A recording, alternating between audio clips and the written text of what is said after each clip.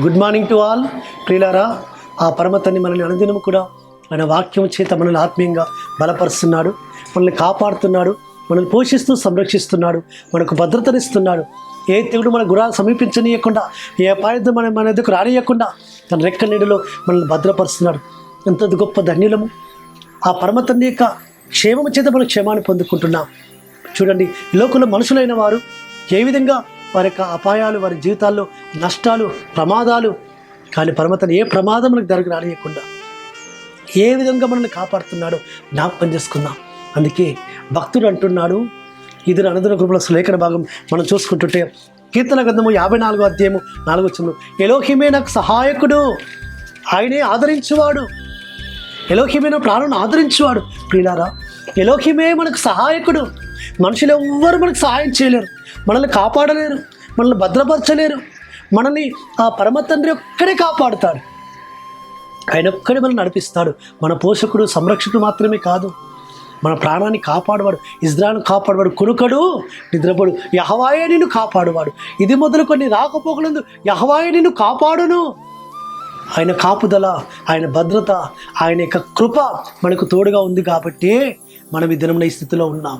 కాబట్టి యెహోవాయే నాకు సహాయకుడు, ఎబెనేజర్గా ఉన్నాడు ఆయన మనకు.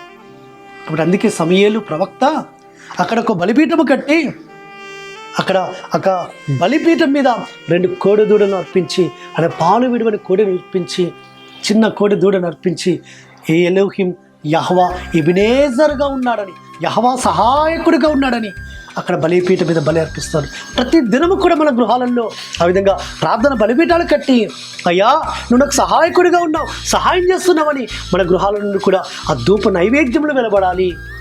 ఆయనకు నైవేద్యము ఆయన వెళ్ళాలి.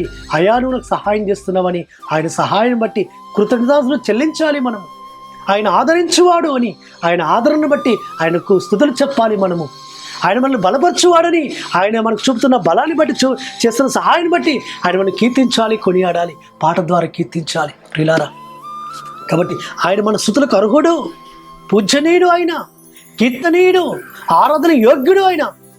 కాబట్టి ఆరాధన యోగ్యుడైన, స్తుతులకు అర్హుడైన, పూజ్యుడైన, కీర్తనీయుడైన యెహోవాను మనం ఆయన స్తుతించాలి.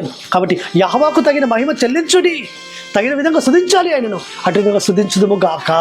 ప్రార్థన చేసుకుందాం. పరలోకమందున మా తండ్రి సర్వోన్నతుడా, మీరు మాకు సహాయకుడిగా ఉన్నారు, ఆదరించే వారిగా ఉన్నారు, అన్ని విధాలుగా తోడుగా ఉన్నారు నాయనానికి స్తోత్రం.